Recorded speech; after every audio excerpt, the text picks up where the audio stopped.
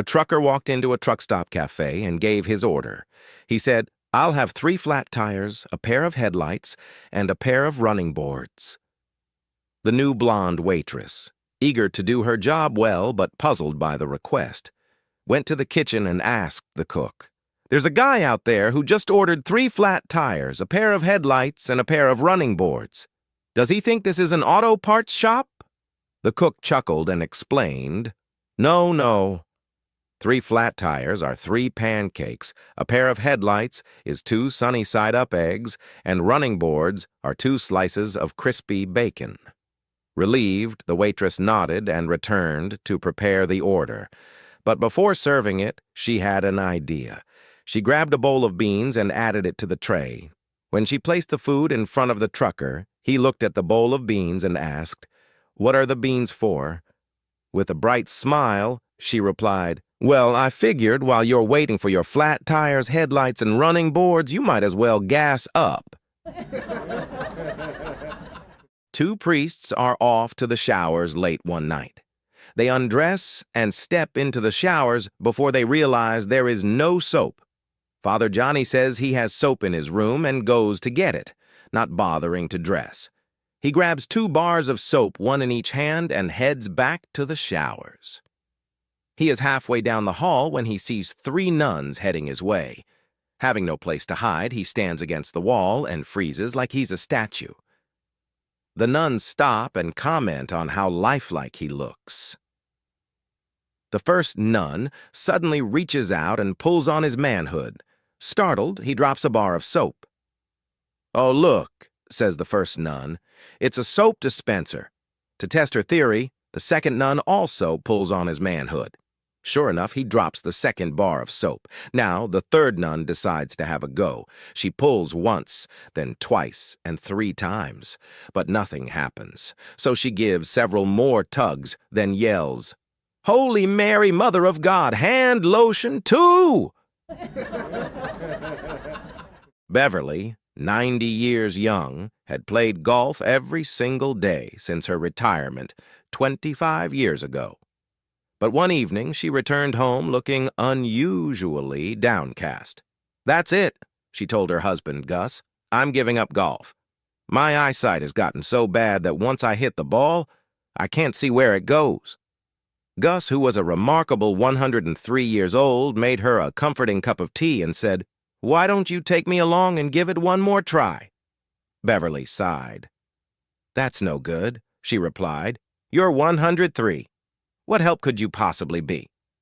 Gus straightened up proudly and said, "I may be 103, but my eyesight is perfect." The next day, Beverly reluctantly took Gus to the golf course. She teed up, took a powerful swing, and squinted down the fairway. Turning to Gus, she asked, "Did you see the ball?" "Of course I did," Gus replied confidently. "I told you my eyesight is perfect." "Great," said Beverly, feeling a surge of hope. "So where did it go?"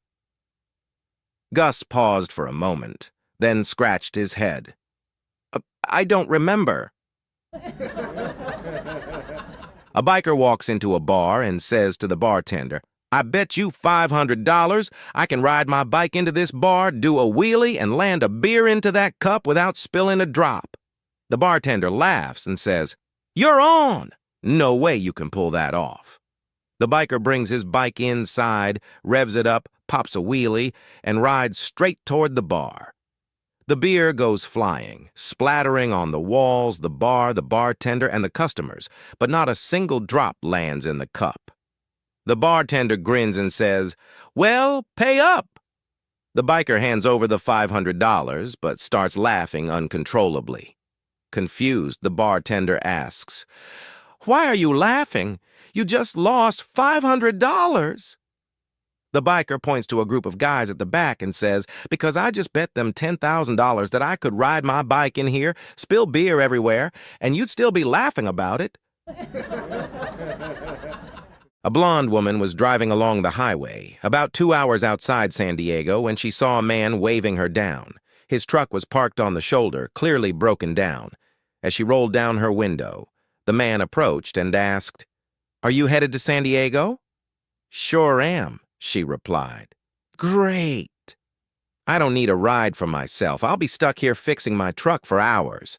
But I've got 2 chimpanzees in the back, and they need to get to the San Diego Zoo.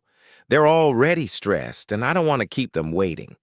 Could you take them for me? I'll pay you $200 for the trouble." The blonde thought for a moment and said, "Sure, I'd be happy to help." The man carefully loaded the chimpanzees into the back seat of her car, strapped them in with seat belts, and handed her the cash. Off she went, heading toward the zoo.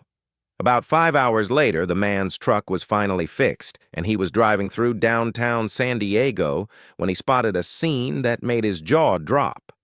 There was the blonde, walking down the street hand in hand with the 2 chimps. A huge crowd had gathered, laughing and snapping photos. He slammed on the brakes, jumped out of his truck, and ran over to her. "What are you doing?" he yelled.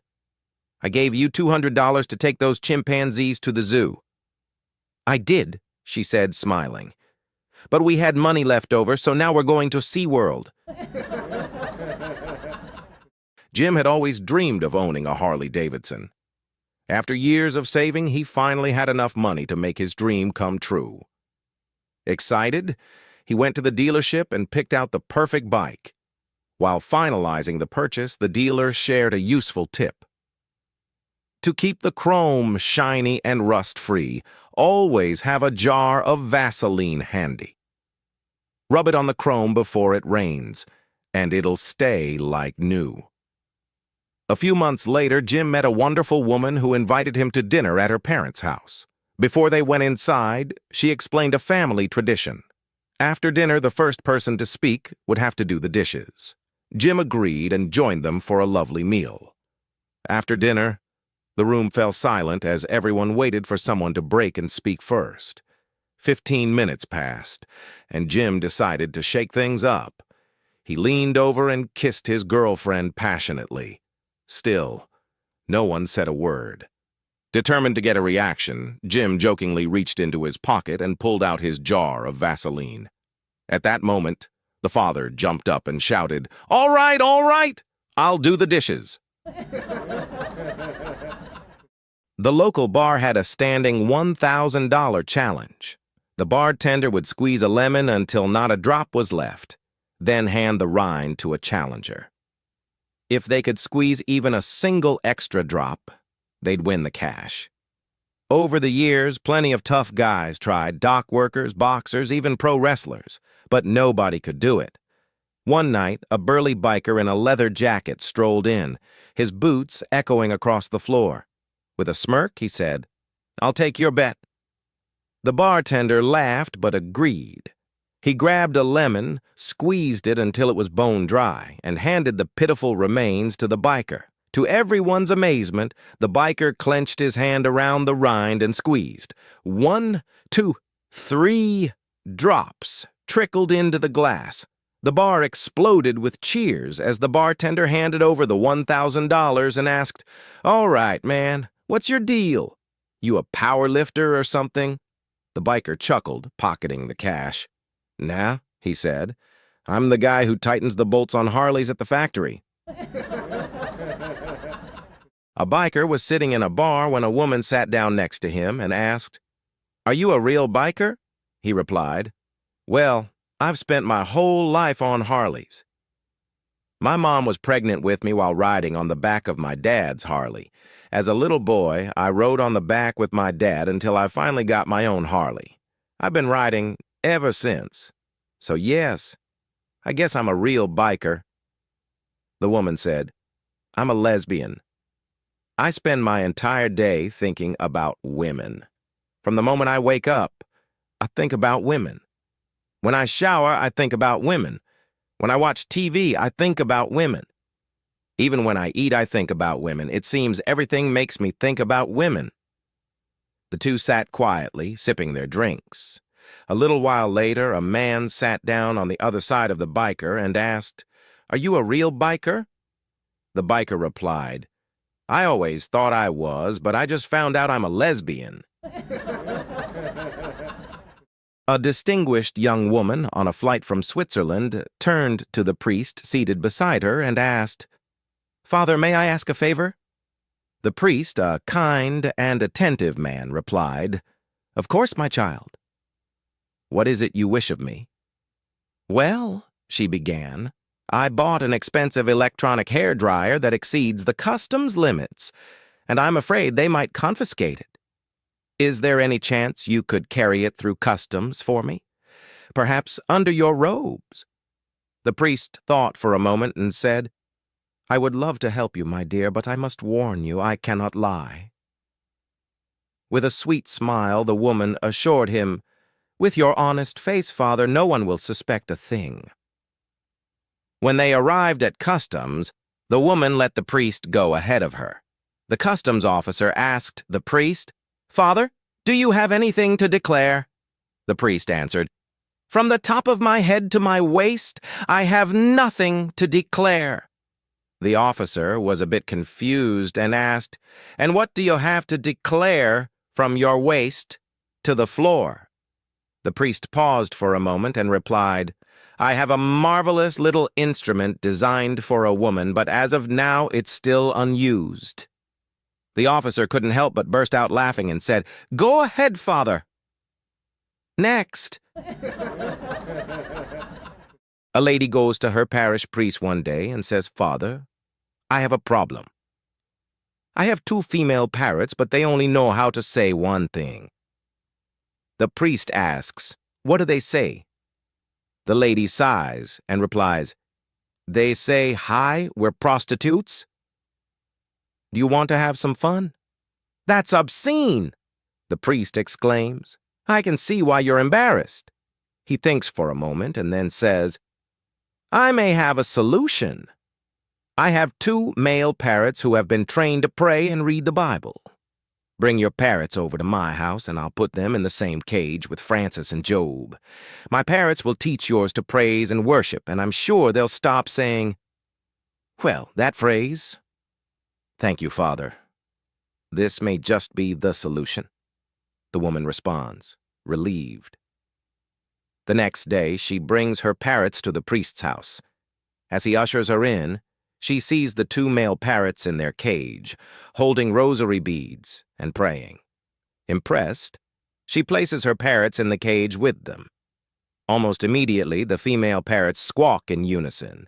"Hi, we're prostitutes. Do you want to have some fun?" There's a stunned silence. Finally, one of the male parrots looks over at the other and says, "Put the beads away, Francis. Our prayers have been answered." It was Tim Simmons's retirement dinner. He had lived a long, remarkable life. At just 25, he went on a mission trip to South America, where he met 2 young boys who he later adopted. The stark differences in living conditions led him to study medicine, a field he excelled in.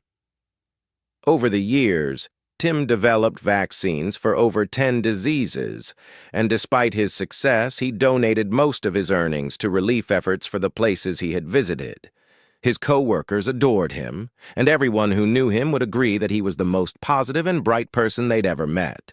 So, during his retirement dinner, when an angel descended from heaven to speak with him, no one was surprised. "You have lived a life of service, one that many look up to and depend on. Because of this, we'd like to grant you a gift, a long and healthy life, unimaginable wealth, or unparalleled wisdom," the angel said. Tim thought for only a moment, and without hesitation, he chose unparalleled wisdom. The angel touched his forehead and departed, leaving the room in stunned silence. Finally, his closest friend spoke up. "Well, how do you feel?" Tim paused, contemplating the question for a few seconds. Then he shrugged, glanced around at his stunned co-workers, and said, "I should have chosen the bloody money." The FBI had an open position for an assassin, and after conducting thorough background checks, interviews, and skill tests, they narrowed it down to 3 candidates. They brought the final candidates in to test their abilities. Each one passed the exams with flying colors. For the last test, the FBI agents led the first man to a large metal door and handed him a gun. We need to know that you will follow orders no matter the circumstances, they explained. Inside this room is your wife sitting in a chair. Your task is to kill her. The man stared at them in disbelief. You can't be serious. I could never shoot my wife. The agent sighed. Then you're not the right person for the job. Take your wife and go home. The second man was given the same instructions. He entered the room with the gun, and after about 5 minutes, he came out with tears in his eyes. I tried, he said, but I just couldn't do it. The agent shook his head. You don't have what it takes. Take your wife home. Finally, the last candidate, a woman, was given the same instructions. She entered the room with the gun. Moments later, they heard multiple shots, followed by crashing and loud banging on the walls. After a few minutes, everything went quiet. The door creaked open, and there stood the woman, drenched in sweat and looking exhausted. Some joker loaded the gun with blanks, she said, panting. I had to do it the hard way. A man and his wife are having a heated discussion about who should brew the coffee each morning. The wife says, you should do it since you get up first, and that way we won't have to wait as long for our coffee. The husband responds, no, you should do it. You're in charge of the cooking and I can just wait for my coffee. The wife insists, no, really, you should do it. And anyway, it says in the Bible that the man should make the coffee. The husband, baffled, exclaims, what? I can't believe that. Show me. So the wife fetches the Bible, opens the New Testament, and points to several pages where at the top it clearly says, Hebrews. A gynecologist noticed that his new patient seemed really nervous. As he slipped on his latex gloves, he tried to lighten the mood. Do you know how they make these gloves? He asked. She shook her head. Well, he said, in Mexico, there's a factory where workers with different-sized hands dip them into liquid latex and let them dry. She didn't react at all, completely stone-faced. A few minutes later, though, she suddenly burst out laughing. The doctor looked puzzled. What's so funny? He asked. Still grinning, she said, I was just picturing how they make condoms. The Smiths were unable to conceive children and decided to use a surrogate father to start their family. On the day the proxy father was to arrive, Mr. Smith kissed his wife goodbye and said, Well, I'm off now. The man should be here soon. Half an hour later, just by chance, a door-to-door baby photographer happened to ring the doorbell, hoping to make a sale. Good morning, he said. I've come to... Oh, no need to explain, Mrs. Smith cut in, embarrassed. I've been expecting you. Have you really? Said the photographer. Well, that's good. Did you know babies are my specialty? Well, that's what my husband and I had hoped. Please come in and have a seat. After a moment, she asked, blushing, Well, where do we start? Leave everything to me. I usually try 2 in the bathtub, 1 on the couch, and perhaps a couple on the bed. And sometimes the living room floor is fun. You can really spread out there. Bathtub living room floor? No wonder it didn't work out for Harry and me. Well, none of us can guarantee a good one every time. But if we try several different positions and I shoot from 6 or 7 angles, I'm sure you'll be pleased with the results. My, that's a lot, gasped Mrs. Smith. In my line of work, a man has to take his time. I'd love to be in and out in 5 minutes, but I'm sure you'd be disappointed with that. Don't I know it, said Mrs. Smith quietly. The photographer opened his briefcase and pulled out a portfolio of his baby pictures. This was done on the top of a bus, he said. Oh, my God, Mrs. Smith exclaimed, grasping at her throat. And these twins turned out exceptionally well, when you consider their mother was so difficult to work with. She was difficult? Asked Mrs. Smith. Yes, I'm afraid so. I finally had to take her to the park to get the job done right. People were crowding around 4 and 5 deep to get a good look. 4 and 5 deep? said Mrs. Smith, her eyes wide with amazement. Yes, the photographer replied, and for more than 3 hours, too. The mother was constantly squealing and yelling. I could hardly concentrate, and when darkness approached, I had to rush my shots. Finally, when the squirrels began nibbling on my equipment, I just had to pack it all in. Mrs. Smith leaned forward. Do you mean they actually chewed on your, equipment? It's true, yes. Well, if you're ready, I'll set up my tripod and we can get to work right away. Tripod? Oh, yes, I need to use a tripod to rest my cannon on. It's much too big to be held in the hand for very long. Mrs. Smith fainted. An elderly couple is having their anniversary dinner together in a small restaurant. The old man leans over and asks his wife, "Do you remember the very first time we made love together over 50 years ago? We were behind this same restaurant, and you were leaning against the fence, and I made love to you from behind for a long time?" "Oh, yes, dear," she says. "I remember it like it was yesterday." "Well, okay, dear," he says. "How about if we take a stroll round there again, and we can do it all over again for old time's sake?" "Oh, Henry, you devil, that sounds like a really good idea," his wife answers. At the same time, there's a police officer sitting at the next table listening to all this and having a chuckle to himself. He's thinking, I've got to go and see this. 2 oldsters shagging against a fence behind this restaurant. I should just keep an eye on them so they won't get in trouble. So after they leave, he follows them.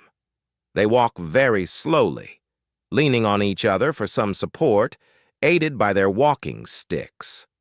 Finally, after a while, they get to the back of the restaurant and make their way to the fence. The old woman lifts her dress and takes her underwear down, and the old man drops his pants. She turns around facing the fence, and as she hangs on to the fence, the old man moves in. Suddenly, they erupt into the most furious lovemaking that the watching police officer has ever seen in his life. They are moving and jumping as if they were 18 years old. They keep going for about 40 minutes or more. The old woman is yelling, "Oh, God, Henry!" He's hanging onto her hips for dear life. This is the most athletic lovemaking imaginable.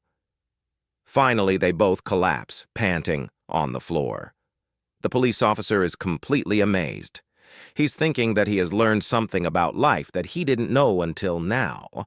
He also thinks about his own elderly parents and starts to wonder whether they also still make love like this.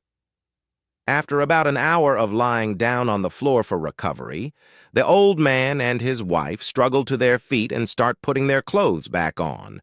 The police officer, still watching, thinks, that was truly unbelievable. The old man was going like a train. I really need to ask him what his secret is. As the old couple passes, he says to them, that was really something else. You must have been shagging for about 40 minutes or more, like you are 18 years old. How do you even manage it? You must have had a great life together. Is there some sort of secret I don't know about?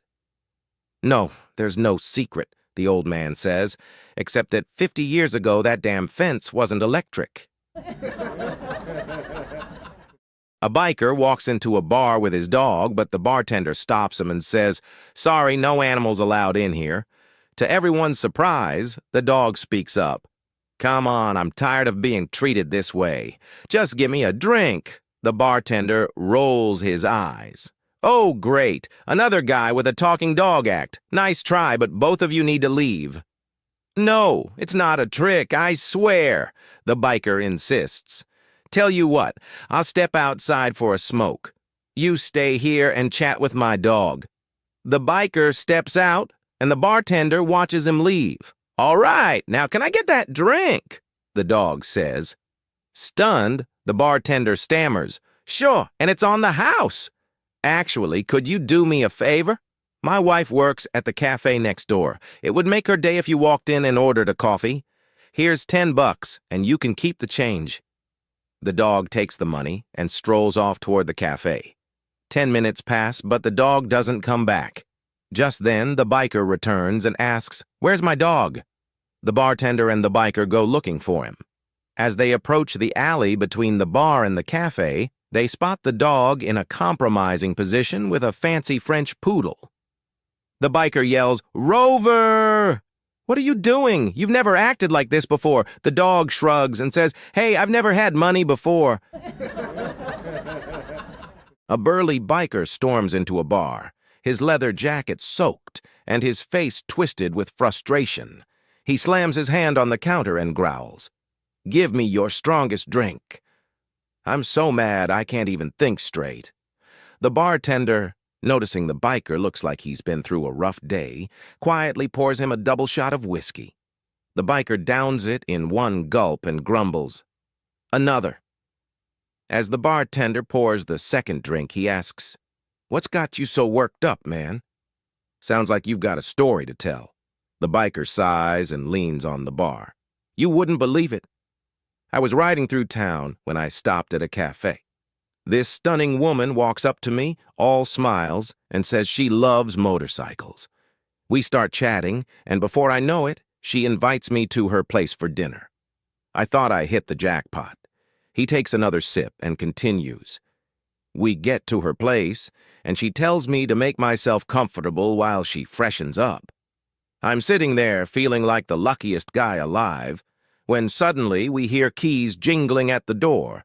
Her face goes pale and she whispers, 'Oh no, my boyfriend's back. Quick, hide.' The bartender raises an eyebrow. 'Oh.' 'What did you do?' The biker shakes his head. 'I panicked. The closet, too obvious. Under the couch, no way. Then I see the window. With no other options, I climb out and hang from the windowsill.' The bartender whistles. 'That's rough, man.' 'Oh, it gets worse,' the biker says. 'The boyfriend comes in, yelling, "Where is he?" He's tearing the place apart, flipping the couch, throwing furniture. Meanwhile, I'm hanging outside, praying he doesn't look out the window. Then I hear him say, "What's that noise?" I think I'm done for. But the woman distracts him, and I think I'm safe. Until I hear water running. Next thing I know, he dumps a pot of boiling water out the window. Right on me. The biker pulls up his sleeve, revealing red burns. The bartender winces. 'That's brutal.' 'Wait, it gets worse,' the biker says, holding up his swollen hands. 'The guy slams the window down on my fingers over and over. I thought I'd lose them.' The bartender shakes his head. 'Man, I'd be furious too. What a day!' The biker slams his fist on the bar. 'But that's not even the worst part.' 'What could be worse than that?' the bartender asks, bewildered. The biker groans. 'After all that, I looked down and realized I was only 2 feet off the ground.' A rugged biker walks into a bar, his leather jacket covered in patches. He sits at the counter and says to the bartender, 'If I show you a mind-blowing trick, will you give me a free drink?' The bartender, intrigued by the biker's confidence, agrees. The biker pulls a tiny rat from his saddlebag, followed by a miniature piano. The rat hops onto the piano, stretches, and starts playing an impressive blues melody. The bartender is stunned and pours the biker a drink. After finishing, the biker says, 'If I show you an even better trick, will you give me free drinks all night?' The bartender nods, thinking there's no way he can top the first trick. The biker pulls out the same rat and piano, but this time he also pulls out a tiny bullfrog. The frog perches next to the rat and starts singing along to the music, harmonizing perfectly. The bar erupts in applause, and the bartender keeps the drinks flowing. Later, a sharp-dressed businessman approaches the biker and offers him $100,000 for the bullfrog. "Sorry," the biker replies. "He's not for sale." The businessman raises his offer to $250,000, then finally to $500,000 cash.